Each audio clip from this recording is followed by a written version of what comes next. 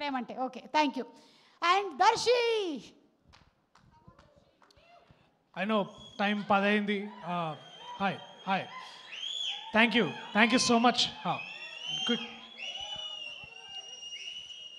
పర్లే, ఎక్కువ టైం తీసుకోను. ముందుగా వేదిక మీద ఉన్న నా friends, my brothers, my loves, thank you so much. మీ అందరికీ, మీరు లేకపోయింటే నేను ఇక్కడ దాకా వచ్చి ఉండేవాడిని కాదు.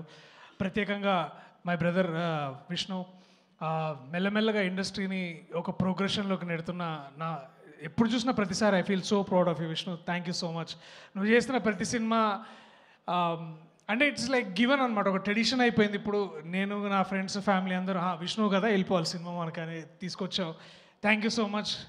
అండ్ R3 అయిపోయింది, బ్యాంగ్ బ్రోస్ అయిపోయింది, మళ్ళీ ఎప్పుడైనా నీతో పని చేయాలి, అదొక వ్యసనంలా తయారైంది. Thank you so much love, thank you so much for coming.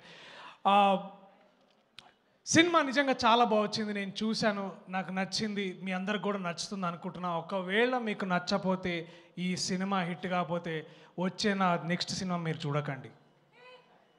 ఇది ఎక్కడో విన్నట్టుంది కదా.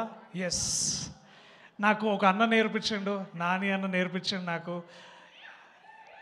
సినిమాని ఎలా ప్రేమించాలో నేర్పించిన ఒక అన్న, అలా సినిమా గొప్ప స్క్రిప్ట్ తీసుకున్నప్పుడు ఎలా చేయాలో నేర్పించిన ఒక అన్న.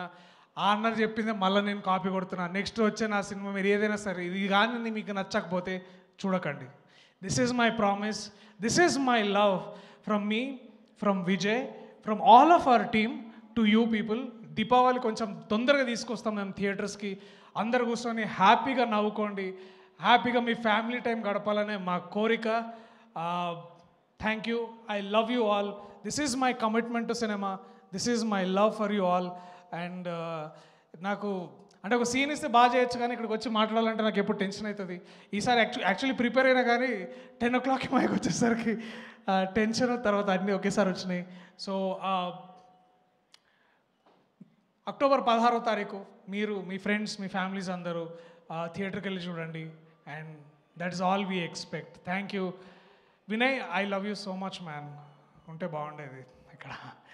I love you, thank you, bye, see you. Darshi, ఈ సినిమా చాలా గట్టిగా ఆడాలని నేను అనుకుంటున్నాను. ఎందుకంటే నెక్స్ట్ సినిమా చేయక నేను చేశాను నీతో.